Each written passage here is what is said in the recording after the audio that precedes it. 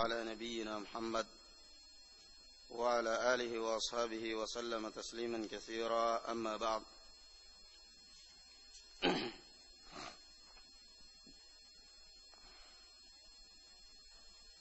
قال الإمام مسلم رحمه الله تعالى في صحيحه: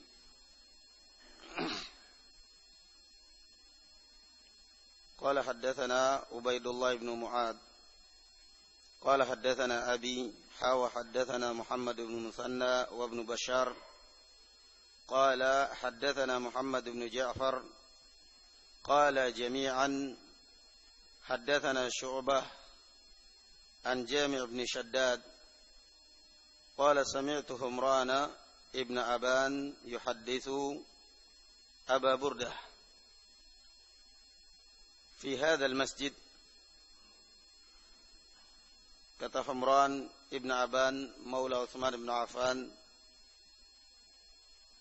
atau kata Jami' ibn Shaddad, saya pernah mendengar Humran ibn Aban maula Uthman ibn Affan yuhaddits Aba Burda fi hadzal masjid, menyampaikan satu hadis kepada Abu Burdah di masjid ini, fi imarati Bishr, di masa pemerintahan Bishr, anna Uthman ibn Affan qala, bahwasanya Uthman ibn Affan berkata, qala Rasulullah sallallahu alaihi wasallam, bersabda Rasulullah sallallahu alaihi wasallam, man atamma al-wudu'a kama amarahu Allah ta'ala fas-salawatul maktubatu kaffaratun lima bainahunna.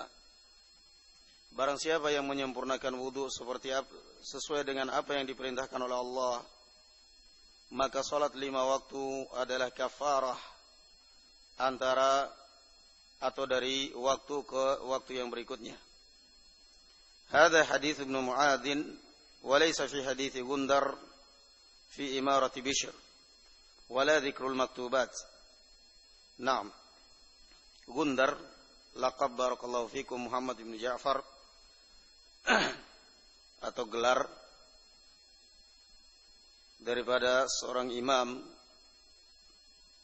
fa barakallahu fikum, yang maknanya adalah, wallahu alam kalau diartikan di dalam bahasa kita, Gundar ada lagi bundar wasi'ul ilm, tapi kalau Gundar barakallahu fikum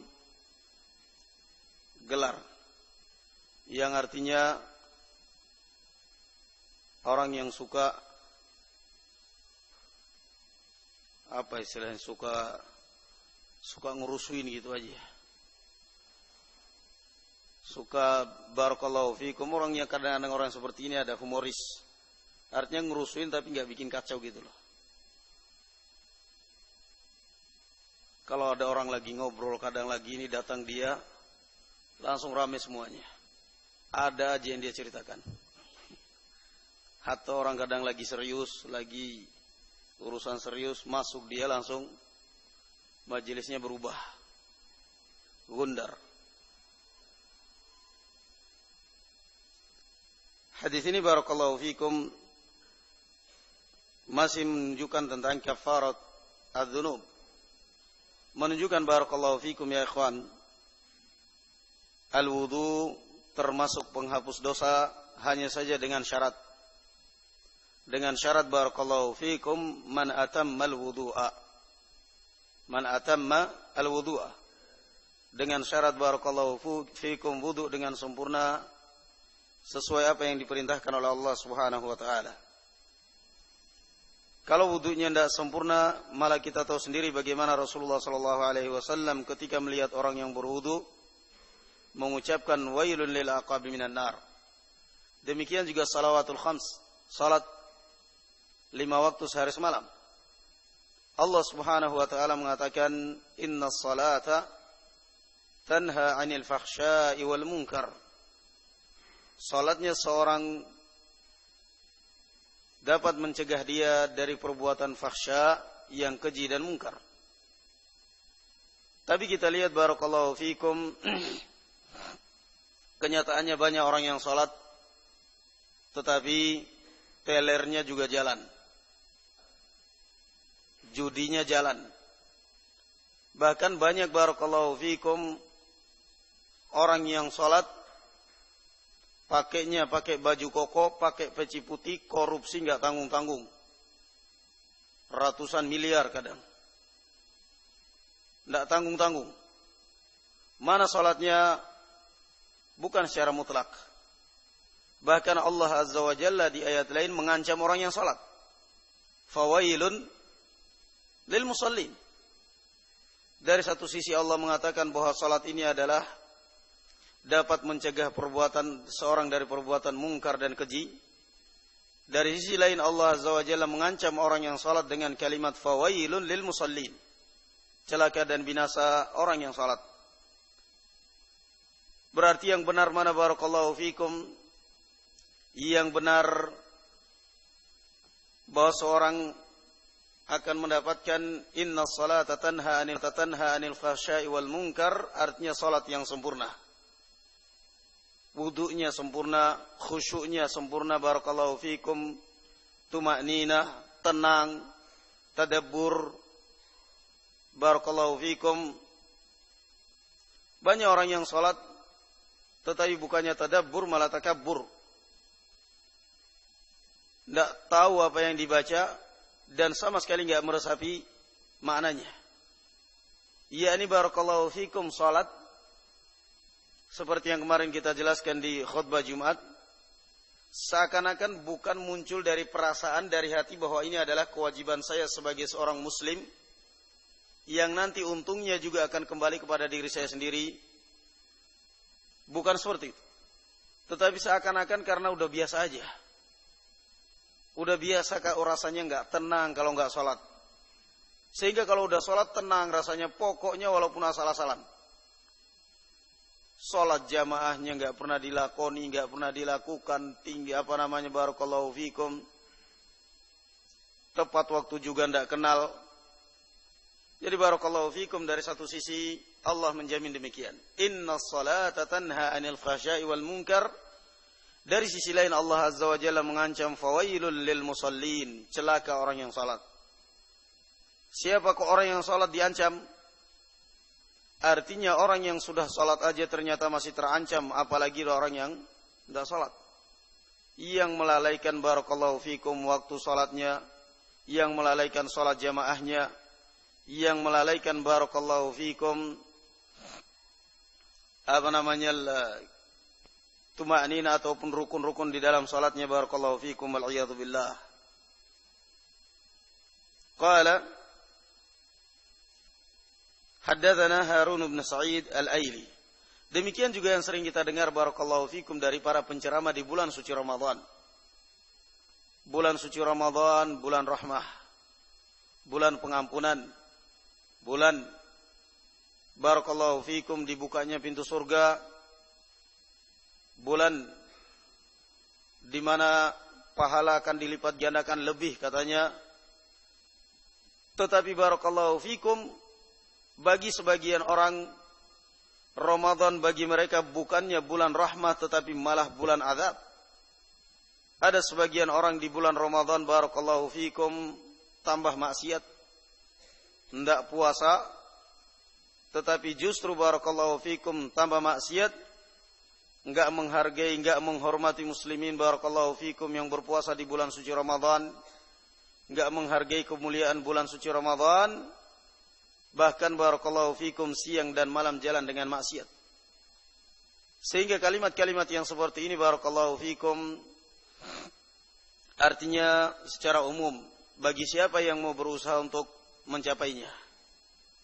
Qala haddatsana Harun bin Sa'id al-Aili, haddatsana Ibnu Wahab qala wa akhbarani Makhramah bin Bukair an abihi an Humran maula Utsman qala tawadda Utsman bin Affan yawman wudu'an hasanan thumma qala ra'aitu Rasulullah sallallahu alaihi wasallam tawadda fa ahsana al-wudu'a thumma qala man tawadda hakadha thumma kharaja ila al-masjid la yanhazu ila as-salah ghufira lahu ma khala min dhanbihi. Kata Rasulullah, barang siapa yang berwudu seperti ini dengan cara yang sempurna, kemudian keluar menuju masjid, tidak ada sedikit pun yang menggerakkannya kecuali dengan niat salat, maka akan diampuni dosa-dosa yang telah lampau. Pertama, wudunya sudah kafarah, sudah penghapus dosa. Yang kedua, langkah dia barakallahu fikum ketika melangkahkan kaki ke masjid sudah merupakan penebus dosa yang kedua kalinya. Yang ketiga, barakallahu fikum, masuknya dia di dalam masjid kemudian salat barakallahu fikum, belum lagi salat sunnah, belum lagi salat wajibnya, zikirnya. Ini juga barakallahu fikum kafarah, penebus dosa yang ketiga. Yang keempat, pulangnya dia dari masjid barakallahu fikum, langkah kaki dia ketika dari masjid menuju rumah dia, juga ini adalah penebus dosa yang keempat. Kalau memang benar-benar seorang muslim mau menghayati dan mau tadabbur. Cuman seringnya memang kita lalai.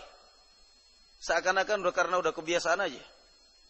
Pokoknya azan, wudu langsung pergi gitu aja. Sama sekali nggak pernah menghayati niat, nggak pernah kembali kepada hikmah daripada ibadah. Itu aja. Apa yang barakallahu fikum terkandung, apa yang kita dengar barakallahu fikum, mestinya kita hadirkan di hati kita ketika kita hendak melakukan ibadah.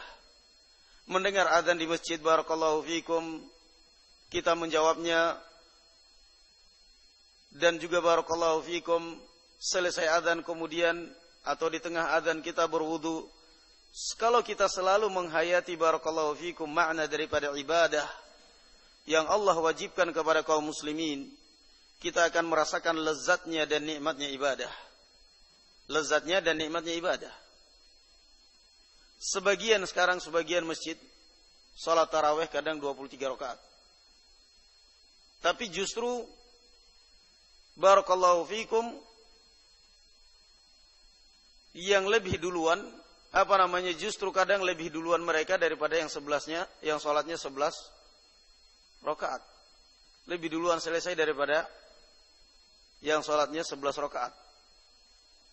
Lebih duluan. Kenapa? Karena menganggap barakallahu fikum adat, kebiasaan. Tidak menghayati apa ini makna ibadah, apa makna qiyamul lail di dalamnya barakallahu fikum. Waktu yang mustajabah, meniti jejaknya Rasulullah sallallahu alaihi wasallam, sehingga tidak ada yang dia pikirkan kecuali udah berapa rakaat. Itu aja. Tidak ada yang dia pikir kecuali udah berapa rakaat. Udah 20, alhamdulillah. Tinggal 3 tanggung. Pokoknya ngebut aja sudah. Alhamdulillahirabbil alamin arrahmanir rahim maliki yaumiddin iyyaka na'budu wa iyyaka nasta'in. Bernapas dulu. 23 rakaat paling tinggi-tingginya surat Idza zulzilatil ardu zilzalaha. Dari idza zulzila bukan maju ke depan tapi mundur ke belakang sampai ditutup dengan qul huwallahu ahad. Tiap malam itu aja. Sehingga nuansa yang namanya hikmah barakallahu fikum untuk orang tadabbur dengan Al-Qur'an, orang mendengarkannya pun bosan. Alah itu aja yang dibaca. Bahkan kadang-kadang ada anak-anak yang ngusil kadang di belakang. Ini paling idza zulzila ini katanya. Imamnya baru sufufakum, baru merapatkan saf. Ada kadang orang jamaah di belakang, anak-anak kecil kadang lihat nih, paling idza zulzila bacanya. Itu aja. Nanti berdiri lagi rakaat ke 2 rakaat berikutnya. Ayo tebakan kira-kira surat apa ini? Paling wal asri. Gitu aja akhirnya. Kenapa barakallahu fikum? Hikmah. Kebesaran ibadah sangat lemah di dalam hatinya. Sehingga yang dia rasakan barakallahu fikum adalah mengejar target, bukan mengejar hikmah. Itu yang dia kejar barakallahu fikum. Membaca Al-Quran, rajin membaca Al-Quran barakallahu fikum. Hatam di dalam Al-Quran, di dalam satu hari barakallahu fikum 10 juz misalnya. Tetapi akhlak 0. Gak ada perubahan sama sekali. Rusak bejat. Lu katanya rajin baca Al-Quran, dia ngejar target, Pak. Bukan ngejar untuk memperbaiki diri. Dia ngejar target supaya orang mengatakan bahwa dia rajin baca Al-Quran, dia menghatamkan, dia ini, dia lain sebagainya. Dia ngejar target. Bukan barakallahu fikum maksud dia untuk tadabbur, untuk memperbaiki dirinya, untuk melembutkan hati dia. Fana'am barakallahu fikum. Kita akan merasakan lezatnya suatu ibadah ketika muncul dari dalam hati kita barakallahu fikum ya ikhwan, perasaan yang pertama keikhlasan, yang kedua pengagungan terhadap zat yang kita sembah, yang kita ibadahi, yang ketiga barakallahu fikum rasa tanggung jawab dan rasa syukur atau terima kasih kita kepada Allah Subhanahu wa taala yang telah menciptakan kita, yang telah memberikan kepada kita berbagai macam kenikmatan dan karunia-Nya. Akan merasakan lezatnya ibadah ketika di dalam hati kita barakallahu fikum tertanam demikian. Kalau ada orang yang berbuat baik kepada kita sekarang, yang memberikan kepada kita sesuatu, yang memberikan hadiah baik kepada kita, sebagai orang yang baik, sebagai orang yang bijak, kita akan berterima kasih luar biasa kepada orang tersebut. Kita akan mengatakan terima kasih banyak. Kapan kita ketemu salam, duluan salam, menyapa dia dengan ramah, dengan baik, sopan santun, masya Allah. Mikir, karena kalau saya nggak sopan santun nanti nggak dikasih hadiah lagi nanti. Apalagi menjelang barakallahu fikum lebaran seperti ini, biasanya banyak orang yang baik luar biasa. Karena biasanya banyak pembagian sarung. Walaupun nanti berantem kalau udah selesai Ramadan lagi. Tapi kalau udah mau lebaran baik semua orang. Biasanya banyak yang seperti itu. Fana'am barakallahu fikum. Demikian ya ikhwan, kalau memang kita akan merasakan barakallahu fikum hikmahnya ibadah. Merasa sebagai rasa syukur kita pada orang yang memberi kita ini barakallahu fikum, yang memberikan kita hadiah tadi, mesti kita akan merasa berhutang budi. Sementara ini adalah Allah Subhanahu wa taala sang pencipta kita. Dia telah menciptakan kita, dia telah menghidupkan kita, dia telah memberi rezeki kepada kita. Dia telah barakallahu fikum melimpahkan berbagai macam karunia kepada kita. Fana'am, kita akan merasakan lezatnya ibadah ketika kita beribadah kepada Allah Subhanahu wa taala dengan cara yang seperti ini. Tapi kalau enggak, ya itu tadi, mengejar target aja sudah. Target pokoknya harus selesai dalam satu malam 23 rakaat. Walaupun bacanya nanti berantakan, pokoknya target dikejar. Selesai, alhamdulillah. Berapa rakaat? 23 rakaat, alhamdulillah. Berapa salatnya? 11 rakaat. Kecil 11 rakaat itu. Karena melihatnya barakallahu fikum jumlahnya. Naam. Tapi ya masih mending daripada yang enggak salat sama sekali. Ada juga yang enggak salat sama sekali. Masih mending. Ya anggap aja latihan lah, masih latihan. Naam. Kita selesaikan hadisnya satu hadis lagi biar masuk bab berikutnya. Qala haddatsani Abu Tahir wa Yunus ibn Abdul A'la. Qala akhbarana Abdullah ibn Wahab an Amr ibn al-Harith anna al-Hukaim ibn Abdullah al-Qurashi haddatha anna Nafi' ibn Jubair wa Abdullah ibn Abi Salamah haddathahu anna Mu'adz ibn Abdurrahman haddathahu ma Humran mawla Uthman ibn Affan an Uthman ibn Affan qala sami'tu Rasulullah sallallahu alaihi wasallam yaqul man tawadda'a lis-salati fa asbagha al-wudu'a thumma masha ila as-salati al-maktubah فصلاها مع الناس أو مع الجماعة أو في المسجد غفر الله له ذنوبه. Barang siapa yang berwudu untuk salat, kemudian dia menyempurnakan wudunya dan berjalan ke masjid menuju salat yang wajib, lalu kemudian salat bersama kaum muslimin atau bersama jamaah atau salat di masjid, Allah Subhanahu wa taala akan mengampuni dosa-dosanya. Keutamaan barakallahu fikum salat berjamaah. Keutamaan salat berjamaah, dan yang sahih dari aqwalul ulama bahwa yang namanya salat berjamaah adalah wajib bagi kaum laki-laki. Wajib bagi kaum laki-laki, dan dalil yang paling kuat barakallahu fikum adalah salatul khauf dalam bab ini. Salat al-khauf dalam keadaan perang berkecamuk, musuh di hadapan, dan dalam keadaan barakallahu fikum terancam, Allah Azza wa Jalla tidak membatalkan kewajiban salat berjamaah. Bahkan Allah Subhanahu wa taala merintahkan, wa in kunta fihim fa aqamta lahumus salata faltakum falta'ti ta'ifatun ila akhir ayat. Sampai akhir ayat yang menerangkan tentang salat al-khauf. Salat dalam keadaan takut, salat berjamaah. Naam, Rasulullah sebagai imam berbaris, kemudian shaf depan ruku bersama Rasulullah, shaf yang belakang berdiri dalam posisi berdiri siaga dengan senjata. Kemudian barakallahu fikum setelah itu Rasulullah bangkit melanjutkan rakaat kedua, shaf yang di depan kemudian barakallahu fikum maju ruku bersama Rasulullah sallallahu alaihi wasallam rakaat kedua. Kemudian setelah itu Rasulullah salam, mereka di belakang yakni makmum tadi ini menyempurnakan kekurangan masing-masing. Ini kalau kondisi barakallahu fikum perang seperti zaman dahulu. Karena musuh hanya bisa dideteksi dari arah depan atau dari belakang.